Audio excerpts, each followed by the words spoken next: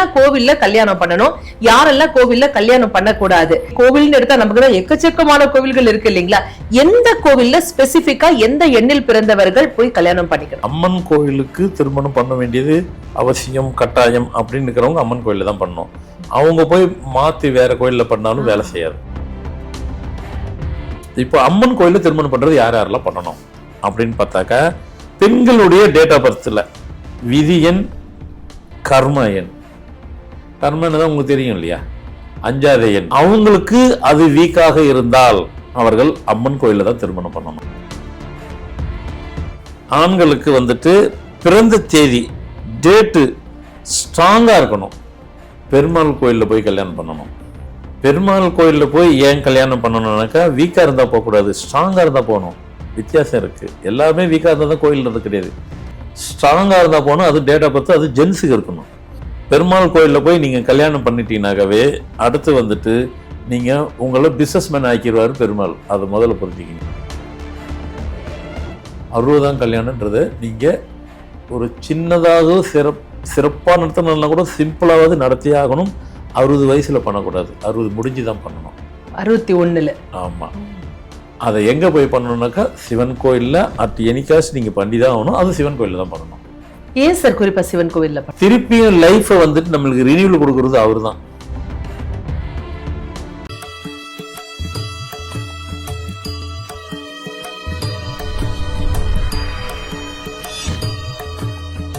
Format நியூமராலஜியின் அன்பு ரசிக பெருமக்களுக்கு இனிய வணக்கம். வீட்டை கட்டிப்பார், கல்யாணம் பண்ணிப்பார் அப்படின்னு சொல்லுவாங்க. இது இரண்டுமே மிகப்பெரிய வேலைங்க. சரிங்க, ஒரு மனிதனுடைய வாழ்க்கையில மிகப்பெரிய திருப்பு முனையாக அமைவது எந்த கட்டம் அப்படின்னு பாத்தீங்கன்னாக்கா திருமண கட்டம் தான் இல்லைங்களா? ஆனா சில பேருடைய வாழ்க்கையில தான் சக்சஸ் கிடைக்குது, பலருக்கும் அது சக்சஸ்ஃபுல்லா இருக்க மாட்டேங்குது.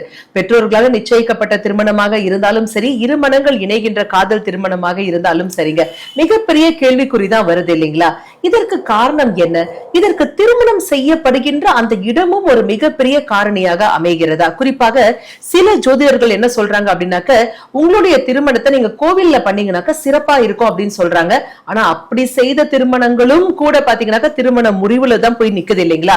அப்போ கோவில்ல யாரெல்லாம் திருமணம் செய்யலாம், யாரெல்லாம் செய்யக்கூடாது? கோவில்னு பாத்தீங்கன்னாக்கா எக்கச்சக்கமான கோவில் இருக்கு. சிவன் கோவில் இருக்கு, பெருமாள் கோவில் இருக்கு, அம்மன் கோவில் இருக்கு, முருகன் கோவில் இருக்கு, பிள்ளையார் கோவில் இருக்கு. எந்த கோயில்ல போய் நாங்க திருமணம் செஞ்சுக்கிறது, எந்த கோவில்ல செஞ்சுக்கிட்டா எங்க வாழ்க்கையில சக்சஸ் கிடைக்கும்? இது குறித்த $1 மில்லியன் ஆன்சரை நமக்காகவே எடுத்துரைப்பதற்காக நம்ம கூட அரங்கிற்கு வருகை தந்திருக்காரு ஃபார்மேட் நியூமராலஜியின் தந்தை டாக்டர் மகாதன் சேகர் ராஜா அவர்கள். வாங்க நேர்களே, சார் சந்திப்போம். வணக்கம் சார். வணக்கம்மா. சார், திருமணம் அப்படின்னாலே எக்கச்சக்கமான பிரச்சனைகள், எக்கச்சக்கமான குழப்பம் தான் சார். பாதி பேருக்கு ஆகலையேன்னு கவலை, பாதி பேருக்கு ஆயிடுச்சேன்னு கவலை சார். சோ திருமணம் ஆன பிறகு பாத்தீங்கன்னா கொஞ்சம் காலகட்டம் நல்லாதான் இருக்கு, அதுக்கப்புறம் எங்கேருந்துதான் வருதுன்னு தெரியல, எக்கச்சக்கமான பிரச்சனைகள் வருது இல்லைங்களா? இதற்கு என்ன காரணம்னு ஒரு ஜோதிடர்கிட்ட போய் கேட்டா அவர் என்ன சொல்றாருனாக்க, உங்களுடைய திருமணத்தை நீங்க ஏன் திருமண மண்டபத்துல வச்சீங்க, நீங்க ஒரு கோவில்ல தானே வச்சிருக்கணும் அப்படின்னு சொல்றாங்க சார். அப்படி சொல்றாரேன்னு கேட்டு அடுத்ததாக இருக்கக்கூடிய பிள்ளைங்களுக்கு அங்க போய் கோவில்ல கல்யாணம் பண்ணா அதுலயும் கூட பிரச்சனைகள் வருது இல்லைங்களா? அப்பதான் சார் எங்களுக்கு பயங்கர குழப்பமா இருக்கு. யாரெல்லாம் கோவில்ல கல்யாணம் பண்ணணும், யாரெல்லாம் கோவில்ல கல்யாணம் பண்ணக்கூடாது? செகண்ட் கேள்வி, கோவில்னு எடுத்தா நமக்கு தான் எக்கச்சக்கமான கோவில்கள் இருக்கு இல்லைங்களா? எந்த கோவில்ல ஸ்பெசிபிக்கா எந்த எண்ணில் பிறந்தவர்கள் போய் கல்யாணம் பண்ணிக்கணும்? ஆமா, கோயில்னு சொல்லும் போது முருகர் கோயில் இருக்கு, சிவன் கோயில் இருக்கு, பெருமாள் கோயில் இருக்கு, அம்மன் கோயில் இருக்கு. யார் யாரெல்லாம் கோயில்ல கல்யாணம் பண்ணணும் அப்படின்னு ஒரு கேள்வி. எந்த கோயில்ல பண்ணணும் அப்படின்னு இருக்கு. இதுல அம்மன் கோயிலுக்கு திருமணம் பண்ண வேண்டியது அவசியம், கட்டாயம் அப்படின்னு இருக்கிறவங்க அம்மன் கோயில்ல தான் பண்ணணும். அவங்க போய் மாத்தி வேற கோயில்ல பண்ணாலும் வேலை செய்யாது. அதுக்குதான் சொல்ல போறோம். நீங்க கேட்டீங்களா, கோயில்ல போய் பண்ணுங்க, நீங்க ஏன் கோயில்ல பண்ணல, அதான் உங்களுக்கு ப்ராப்ளம் அப்படின்னு சொல்றீங்க. ஆனா நாங்க கோயில்ல பண்ணாலும் ப்ராப்ளம் இருக்குன்னா அதுக்கு இதுதான் காரணம். கோயில்ல பண்ணாலும் ப்ராப்ளம் வர்றதுக்கு கோயில் யார் டேட்டுக்கு என்ன பிரச்சனைக்காக, ஏன்னா தோஷம்னு ஒன்று இருந்தால் தான் கோயிலில் போய் பண்ணணுங்கிறது பொது மறைவு. தோஷம் இருக்குது, இந்த தோஷம் இருக்குது, இது இருக்குது.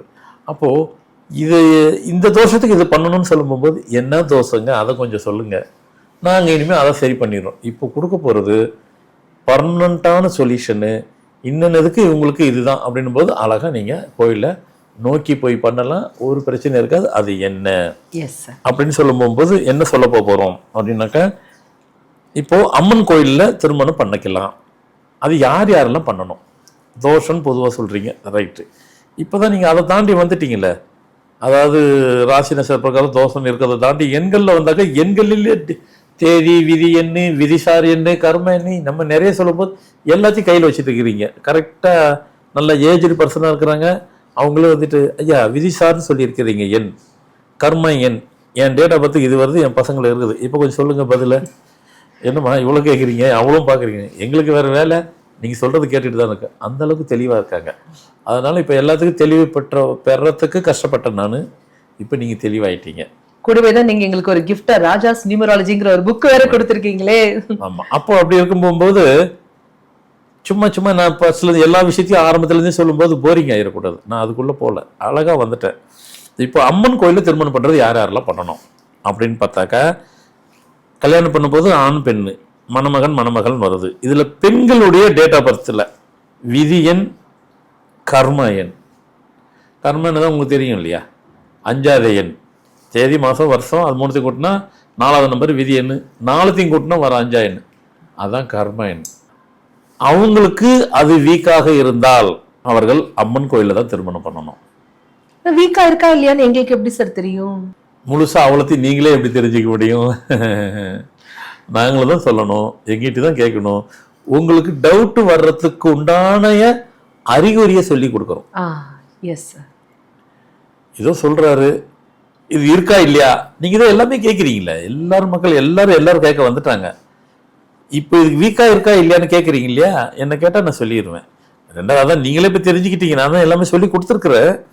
இதை தாண்டி எல்லாமே எல்லா ப்ரோக்ராம் பார்த்துட்டா தெரியும், பார்க்காதவங்க என்ன பண்ணுறது, கேட்டால் சொல்கிறேன். புரிஞ்சு கொள்வது என்னது, தெரிஞ்சு கொள்வது என்னது என்றால், விதி என்னும் கர்ம என்னும் பெண்களுக்கு வீக்காக இருந்தால் அம்மன் கோயிலில் தான் கல்யாணம் பண்ணணும். சரி, இப்போ தான் சப்ஜெக்ட்டுக்கு வந்திருக்கீங்க. இப்போ நாங்களும் இப்போ ஒரு முடிவுக்கு வந்துட்டோம். அப்போ யார் யாரெல்லாம் எந்தெந்த கோயிலுக்கு பண்ணலாங்கிறது இப்போ அடுத்துக்கு வரேன். அடுத்து ஆண்களுக்கு வந்துட்டு பிறந்த தேதி டேட்டு ஸ்ட்ராங்காக இருக்கணும். பெருமாள் கோயிலில் போய் கல்யாணம் பண்ணணும். பெருமாள் கோயிலில் போய் ஏன் கல்யாணம் பண்ணணும்னாக்கா, வீக்காக இருந்தால் போகக்கூடாது, ஸ்ட்ராங்காக இருந்தால் போகணும். வித்தியாசம் இருக்குது. எல்லாமே வீக்காக இருந்தால் தான் கோயிலில் இருந்து கிடையாது. ஸ்ட்ராங்காக இருந்தால் போகணும். அது டேட் ஆஃப் பர்த், அது ஜென்ஸுக்கு இருக்கணும். அங்கே போய் பண்ணிங்கனாக்கா நல்லா எழுதி வச்சுக்கிங்க. பெருமாள் கோயிலில் போய் நீங்கள் கல்யாணம் பண்ணிட்டீங்கனாக்கவே அடுத்து வந்துட்டு நீங்கள் உங்களை பிஸ்னஸ் மேன் ஆக்கிடுவார் பெருமாள். அதை முதல்ல புரிஞ்சுக்கிங்க. பெருமாள் கோயிலில் போய் கல்யாணம் பண்ணும்போது உங்களை பிஸ்னஸ் மேனாக பெருமாள் ஆக்கிடுவார். நீங்கள் பிஸ்னஸ் மேன் ஆயிடுவீங்க. உங்கள் டேட்டு ஸ்ட்ராங்காக இருந்ததுன்னா பெருமாள் கோயிலில் பண்ணணும். ஜென்ஸுக்கு 2. அடுத்து 3, முருகர் கோயிலுக்கு. சில பேருக்கு வந்து பார்த்தீங்கன்னாக்கா, முருகர் கோயிலில் போய் திருமணம் பண்ண வேண்டிய கட்டாயம் எப்போ வருதுன்னாக்கா, ஆண்களுக்கு. சில பேருக்கு 2 திருமணம் வர்றதுக்கு உண்டான சாத்தியம் அவங்க தேதியிலே இருக்கும். 2 திருமணம் உங்கள் டேட்டில் இருக்குது அப்படின்னு ஒன்று இருக்குது. எங்களுக்கு புரிகிற மாதிரி சொல்லுங்கள். ராகு கேது தோஷம் உள்ளது இருக்குது, அது உங்களுக்கு புரியுறது கொஞ்சம் ஓரளவுக்கு. முதல்ல சொன்னது வேணால் புரியாது, 2 திருமணம் பண்ணுறது அப்படிங்கிறது உங்களுக்கு புரியாமல் கூட இருக்கலாம். அது உங்களுக்கு எப்படி புரியும்? ராகு கேது தோஷம் உங்களுக்கு தெரியும்.